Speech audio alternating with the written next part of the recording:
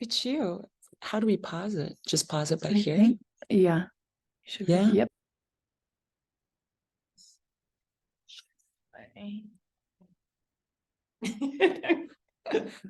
All right. Okay, I hope I have messed it up both eyes. I was running out of the house. All right. Hi, Jess. I'm Karen. I'm going to be doing your intake today. Thank you so much for coming in. It's good to meet you. It's nice to meet you too. Yeah. Now, was it hard to find a place or? Parking around here is kind of tough, but other than that, I think I missed all the rush hour traffic. So you drove? I did. Well, on the way out, I can give you a parking pass because there are some garages close by that if you'd like. That'd be super helpful. Okay, good. Yeah, I know. Parking could be really tough here. I know. And thank you for filling out all the forms. I know they were quite onerous. Maybe you're, as a warehouse manager, I guess you are familiar with forms, so maybe it's kind of different though. We're going to be going today, we're going to go over them. And then I'll also be asking a little bit more questions. You can always add, things might have changed since you filled them out. That's fine. It's a living document, you'll also have time, but you won't have to be doing this again. This is, for the intake. And then we'll go from there, get some more information. And I know that there's some sensitive issues. So if when I ask you some questions, if you don't feel comfortable, that's fine. You don't have to answer. Just whatever you feel comfortable sharing. Okay. And I know that you saw the consent form, and just to briefly go over that, what we see in here is confidential. The only time that would be different is if I thought that you were at risk of harm, either to yourself or someone else. And I also want you to know that you always have, if you want access to the records, you can do that. That's for you. Okay. All right. So can you tell me in your own words why you've come in and you're seeking help today? Well, it kind of feels like at this point, I'm kind of just going through the motions of every day. It's not very fulfilling, anything that I'm taking part in. So I feel like a lot of that is just due to grief. My dad passed away a couple of years ago, and that's kind of when things went a little bit downhill. So I think my family and friends are starting to notice that I'm not really myself anymore. And I'm starting to notice that I'm just like not happy. So I figured this would be worth a shot. Do you, when it first, you said 7 years ago your father passed away? I'm sorry. Did you have a good support network with friends or family? My family was pretty close up until that point, but after my dad died, we all kind of grew a little bit distant. I live about like 45 minutes and an hour away-ish from the rest of them too, so I don't think that helped at all. But at the time, like when it initially happened, it was okay, but after that, just has slowly been depleting. What was helpful immediately after?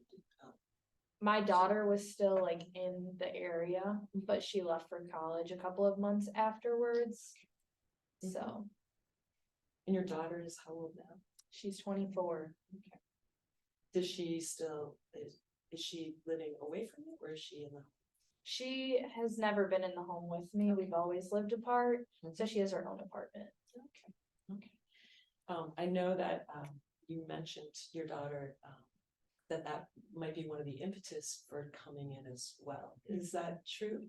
That's an important relationship for you? Yeah, it is. She's like my main inspiring person in my life that makes me want to go through all of it, but she's not too happy with like some of the habits that I have and everything like that. I think it's starting to affect her.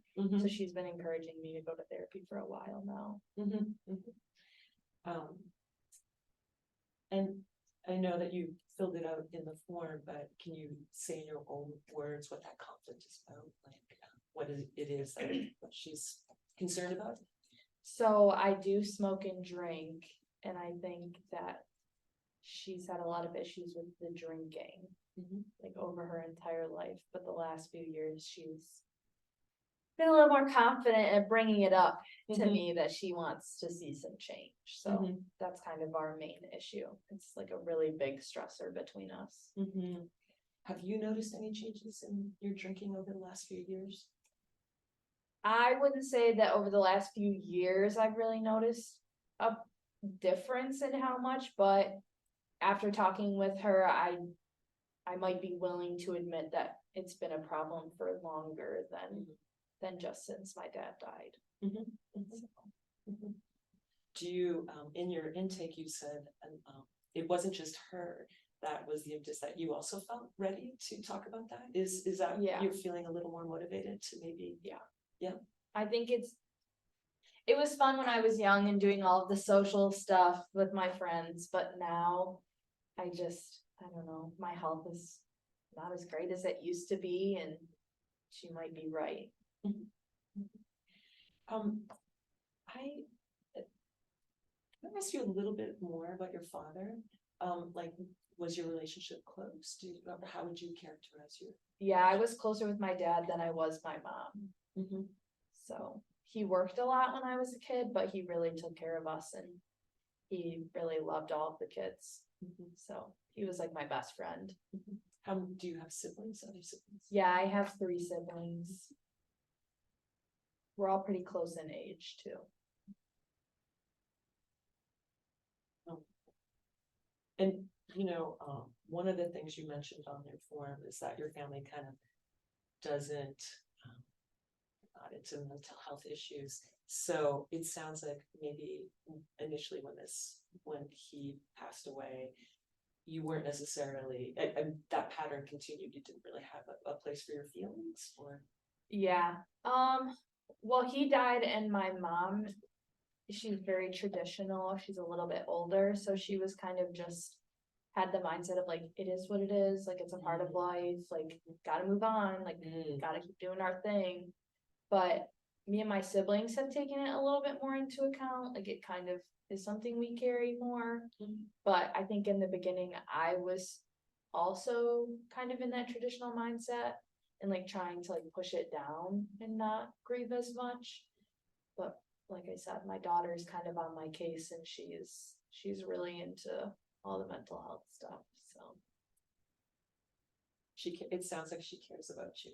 yeah, you could say that. You could say that. Or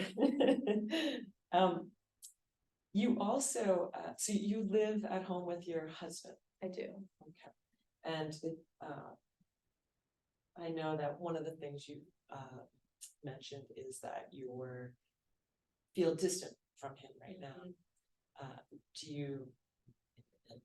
you don't feel he's supportive? Or I know you also mentioned that sometimes you can get violent, pushing. Do you feel safe in your home? We just don't really like talk anymore because we work together too. So we spend all day together at work, and then when we get home we just like both do our own thing, and I'm always responsible for cooking and cleaning and taking care of the dogs and all of that. So I would say I feel safe most of the time, but I will take some accountability. I also do get aggressive when we're drinking, and he also drinks. So I think both of us might be the problem, which took me a long time to come to terms with. But When did you feel you started thinking that maybe this is a problem for both? maybe within the last year, I've been slowly admitting it to myself.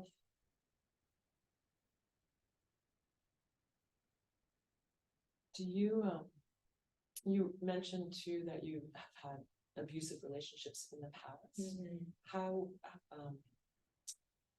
is your daughter the daughter of your partner now, or is it someone else?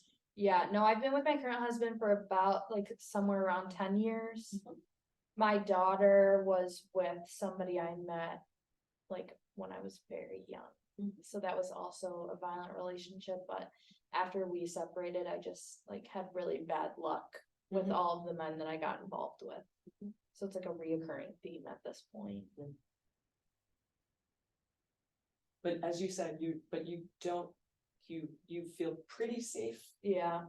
I don't think he would hurt me Okay. just to hurt me. I think we both just have like tensions get high when we're both drinking and we take out like the frustrations of everything else, of work and all that. How often do you, I know that you drink every night, but how often do you feel like that would happen? Like really, really violent, maybe like once a month. Okay. Other than that, we kind of just ignore each other. What do you do for safety wise when? So we don't sleep in the same bedroom anymore. So usually like if something's happening, I'll just go in the bedroom and he stays in the living room. Okay. You also, on your intake form, you talked about a car accident that you had. That was a it sounded like it was a pretty severe car accident. Yeah. When was this? It was right before I had my daughter, right after I graduated high school. Oh, okay. And then you had surgery too? Yeah, so I actually broke my pelvis in like 3 different places. So I had surgery and it like that threw off the whole trajectory of my life. I was gonna go to college and all that, so I didn't get to do that, but and then I got pregnant with my daughter like 1.5 years after the accident. And you still have lingering physical? I never finished the PT because of my daughter's, she was like pushing on my pelvis and it didn't heal correctly either. Have you ever considered going back and trying to see if there's anything you can do now? I've thought about it, but I just don't think I have time between, because I work like an hour away from where I live too. So between driving back and forth from work and then I get home and I have to take care of the house and the dogs and I just don't know when I'm gonna fit in anything else. Well, I appreciate that you're coming here, that you're here today. So Yeah. you are fitting this in, so that's important. That's a good one. You know, going back to your daughter, you also mentioned that she's gone through a lot. And she, in contrast to your family of origin that isn't necessarily supportive of mental health treatment, it does sound like she's, as you said, she is into mental health. Yeah. Is, so how has that been for her and you with that? I didn't get it at first. So she went to college and that's kind of when she like started thinking about all that stuff and talking to people and she started going to therapy then. So I've always let her do her thing, but at first I just thought it was a bunch of crap, but she talks so highly of it and it's really helped her through the stuff that she's gone through. So she's been preaching it to me and we'll see if it works for me as well as it does for her. Do you, it sounds like she shares a lot about her life though and some of the challenges that she had too. Yeah. Right? She's pretty open with me. The last few months she hasn't been telling me as much because she's been a little upset with me, but I'm hoping this gets us back on the right track.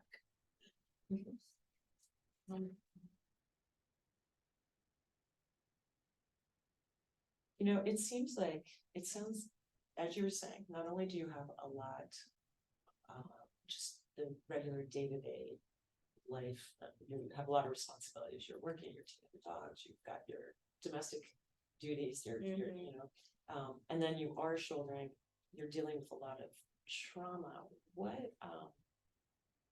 What are some, and as you said, lately you're struggling more to get out of bed and where you like to work but now it's getting harder. When you think back to when you were able to, what did you draw on in order to be able to, what were some of the ways you could, because all of this has been happening for a while, but I feel like some of it just might be coming with age because I've been at the same job since I had my daughter. So I've been there forever. So in the beginning it was, I had fun. I was getting to know everybody. It was great, but now Mm. like all the coworkers have changed, like people have left and new people have come, and just like you said, it's just heavy every day, and it's like this black cloud over me almost. But I also just feel like I look back at like my good years, like when I was young and athletic and had my daughter and all of that stuff, and now I'm like, well, I don't have any hobbies. Like what am I doing now? Like it's just sleep, work, home. There's nothing like really fulfilling in there. So I don't know. I used to coach like little kids on a basketball team, and I would go hang out with my family, and my daughter and I would go out all the time. But I don't really do any of that anymore. Your energy is depleted. Definitely. And it sounds like that's, so when you say you want to feel more like yourself, that was one of the, something that you wrote down. Yeah. And that would be, how would you describe that person? Being yourself again. Probably more energetic, doing more things other than like work and cleaning. Like I feel like I just am making my daughter mad all the time. So maybe I'm like taking out some of my stress on her, so maybe like less stressed.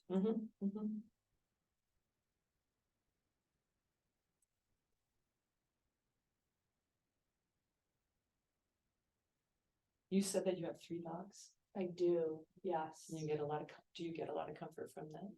I spend so much time with them that I have to find comfort with them.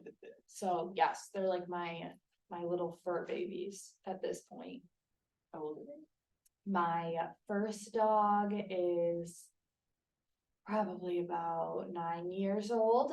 My second one is about 2. And my third one is 4, but we rescued her, so we've only had her for like a year and a half. A lot of dogs. It's Yeah. a lot of work. Yeah. It's a house to keep clean, I'll tell you that.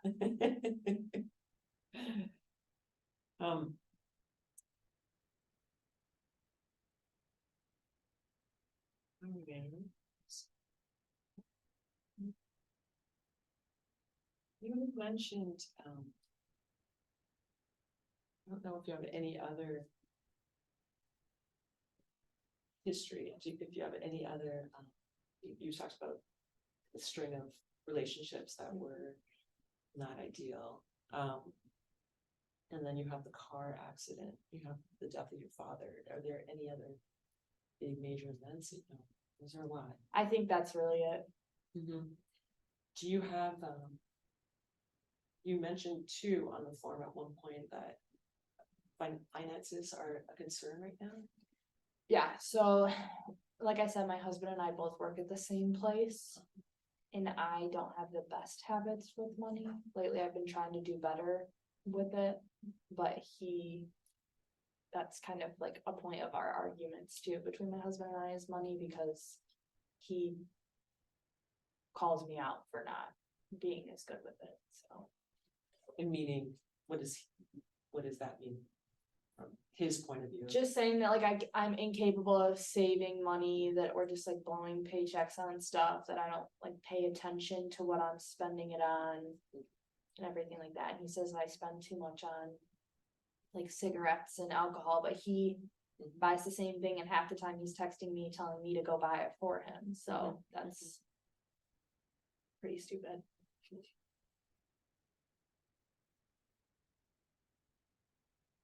But you're able to make your rent and. Yeah, we have our mortgage is paid off, so. Have you, how long have you been smoking? Oh gosh, I've been smoking since I pretty much left high school. So for a couple decades.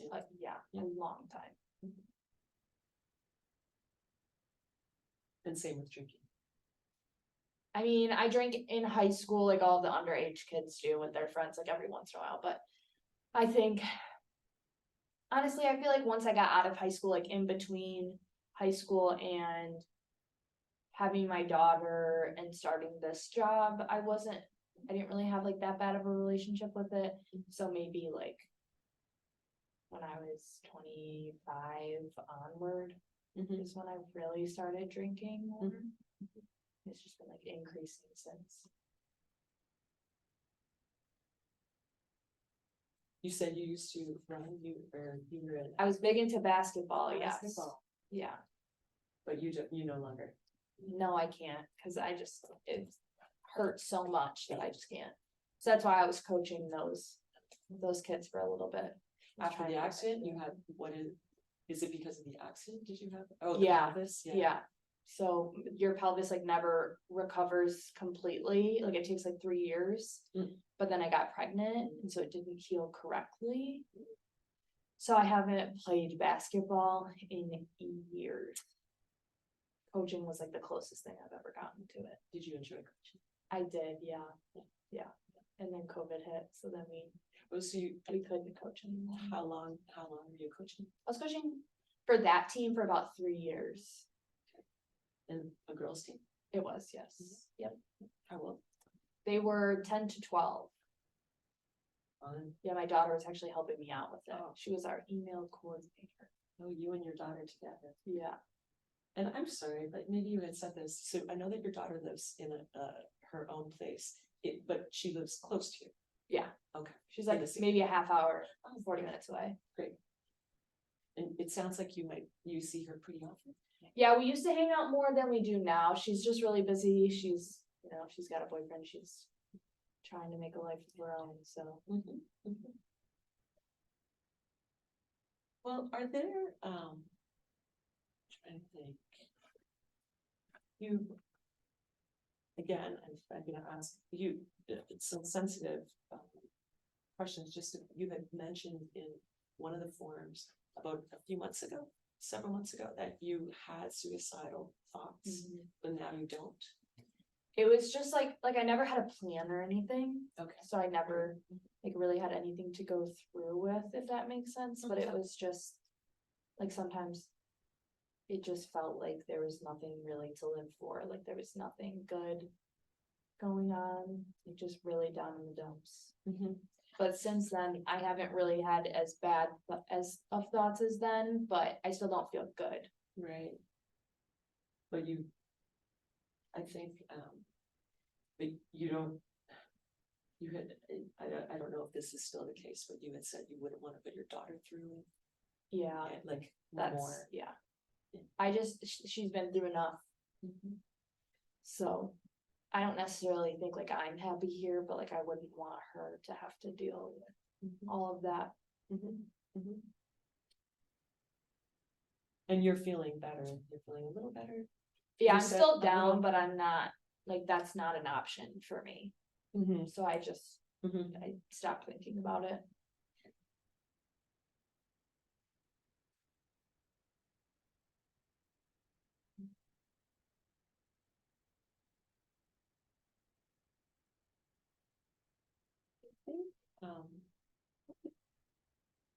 What are the most, like, what would you say are some of your biggest strengths? I think I'm pretty dang resilient. I've been through a lot and I'm still kicking. Right. So, I mean, although I have 3 dogs, I pride myself in like being organized and cleaning. And I do that at work too. So I have a pretty strong work ethic. I just wish I had like more energy to do all of those things. So.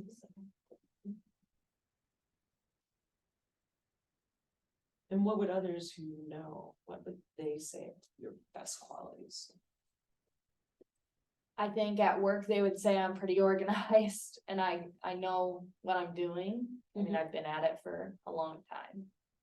So that, and I would say my family probably, like, anytime they need me and they call me, I answer. So they know that I'm like reliable. Yeah, that's a good word for it. Like a support system. You know, you were saying, or you had mentioned that you felt isolated, like you have grown distant from your friends and your friend groups. Are they still in the area? I haven't really talked to any of them in a long time. We all like had kids and went our separate ways. So some of them are in the area, some of them aren't, but I haven't really talked to anybody outside of work in years. In years. And this was this even before your father died? I would say we started being, once like my daughter got into her teenage years and their kids were younger, because I had my daughter unexpectedly, then we started growing distant. So that was probably a couple of years before my dad died. Yeah. Just sort of. Branched out. Yeah. Have you ever considered reaching out again? I don't know if we'd be on the same page anymore.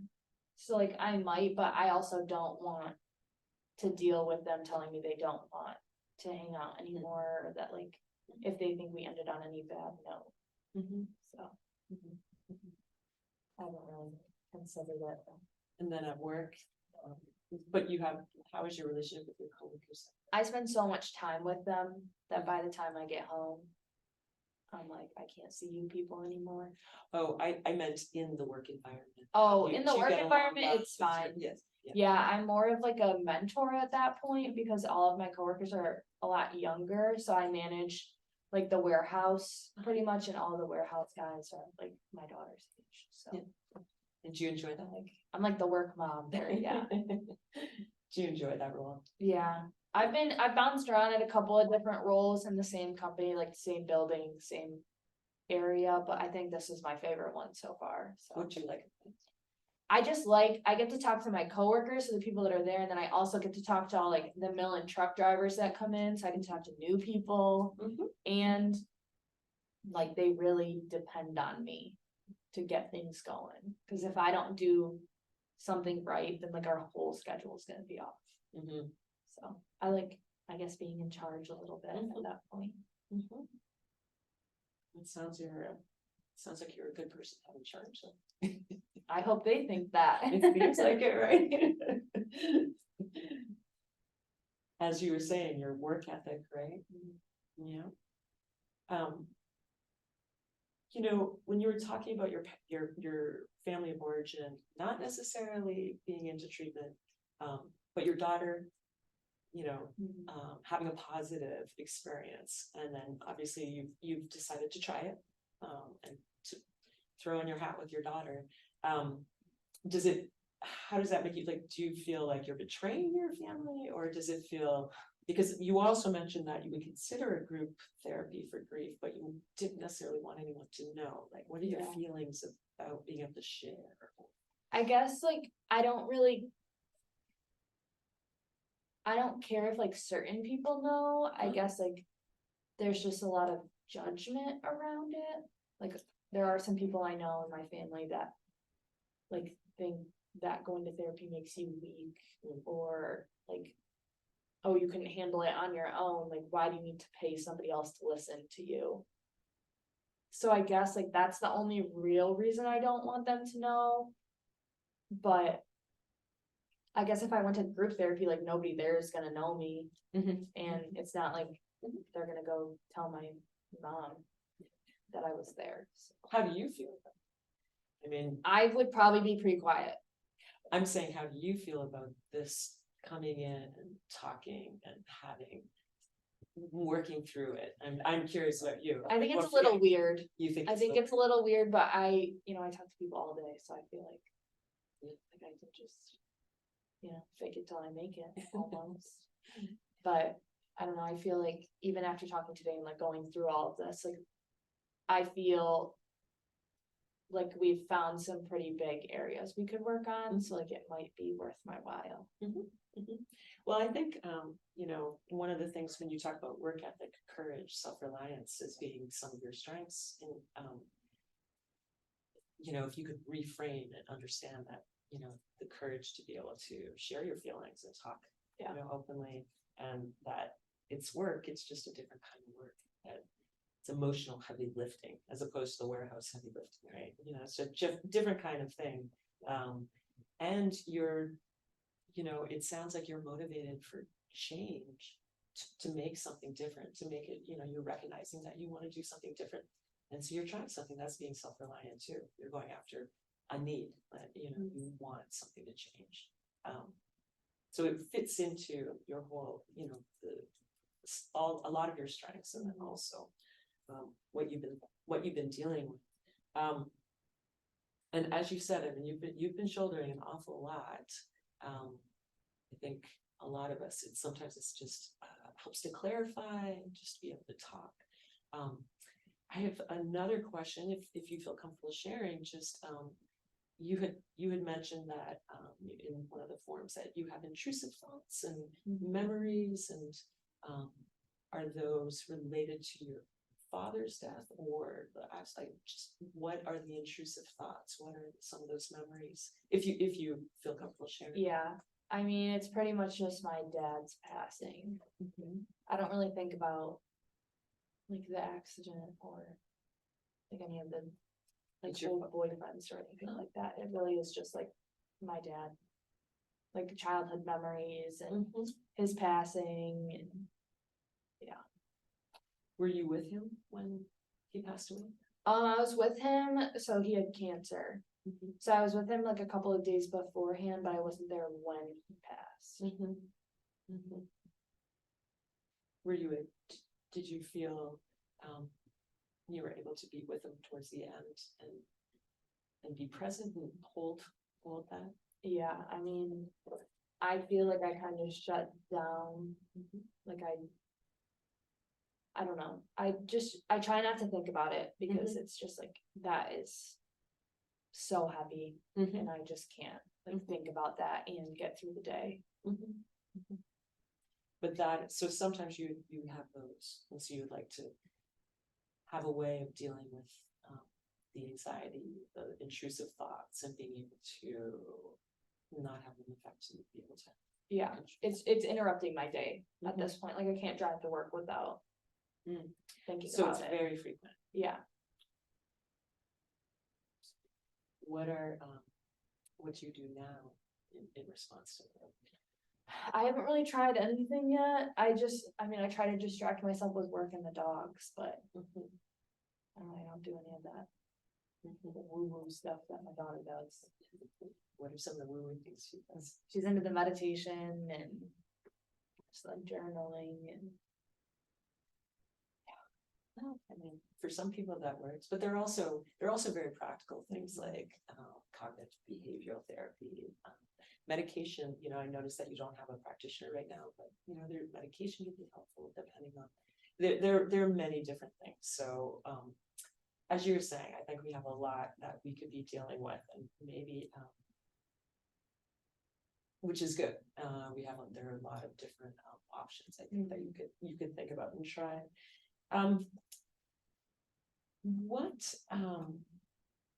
What are the most important things? I know that you've said it, but I just, you know, what I'm hearing is that you would really like to deal with some of the anxiety, these intrusive thoughts, getting back your energy, as you were saying, just getting back to that person that you were.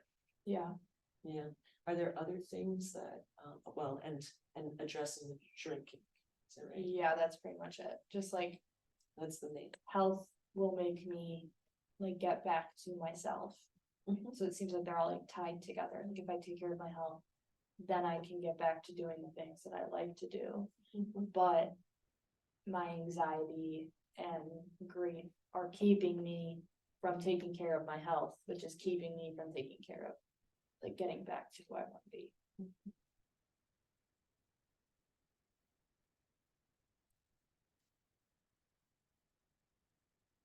Is there anything else? Do you have questions for me? I mean, what's gonna happen after today? Because like I know I already filled out that form, and then like we went through everything. So like, Well, like I said, I agree with you that there's a lot. I think therapy would, if you'd like to, I think we could keep working with a lot of things we can dig in here. And what would happen is we'll set up a time. I would suggest once a week. I think if you can get in here once a week, that'd be helpful. We can also do it over Zoom if that's an easier way for you to fit it in. I don't know how far you had to come, but And then we could, together we would figure out, and I might not be the therapist, I'm the intake person, it may be someone else who you'd be working with, but you would make a treatment plan. And as I said, so like, I'm not sure, exactly the modes they would do, but, something like CBT, just talking about your grief, talking about intrusive thoughts and ways to sit with them without letting them overtake, without giving them meaning, and trying to slowly learn how to be able to not have them be as loud in your head. Ways to work with, cutting down on your drinking, if that's something, and so you would make a plan with whoever ends up being the therapist that you get matched with. And then, as I said, when we finish here, I can give you information of the various groups. There are grief groups. You could think about that, and that down the line, or that would be an option.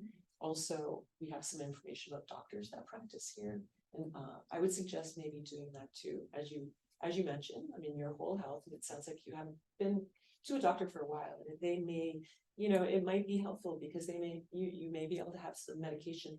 We didn't even talk a little bit about your sleep, but I don't know, you didn't mention that you had like trouble sleeping, but okay. No, it's pretty much just the anxiety. Like if I can't sleep, it's just the anxiety, or the dogs are running around. Like The other way than they do. that, yeah. Other than that, it's fine.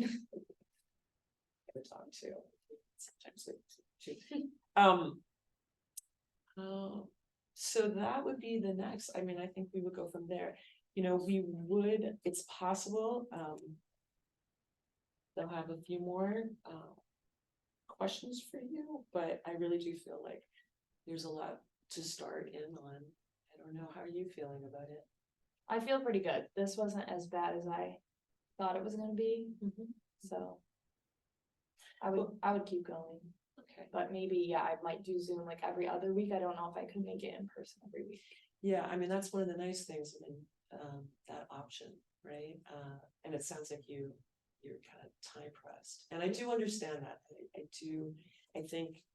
think you're taking that step right now towards addressing your health, so it's time. And it seems like you've got a good motivation. And if you were able to, what would be, the best outcome? Like, how would you see yourself, if, say, some of these modes work and you're able to, like, what would be a great? I mean, I feel like I want to stay at my current job, but I want to just like be happier, just like be able to have hobbies and not feel like the hobbies are a burden, or like, I guess just like reallocating the importance of things right now. So I think the most important thing is just getting healthy. Yeah. And you're feeling pretty confident. Maybe you could get there. Yeah, I think, I mean, if I'm not confident, then my daughter's definitely gonna make me confident about it, so I guess it's time. She sounds lovely. Yeah, she's a pain in my butt, but In a good way. couldn't do life without her. All right, well, if you have any questions, you can always call the office, but why don't we'll go to the front desk, we'll make an appointment for next week. Okay. And then you can decide if you want to. You said Zoom, and we can set that up. And again, I may not be that person who is matched with you, but it would be someone here. And then whoever ends up being, you'll be working. If it works, and then you can always try someone else if it doesn't. Okay. All right. Sounds good. Well, thank you for coming in, Jess. Thank you. Yeah. It was nice meeting you. Yeah, nice meeting you. Good luck.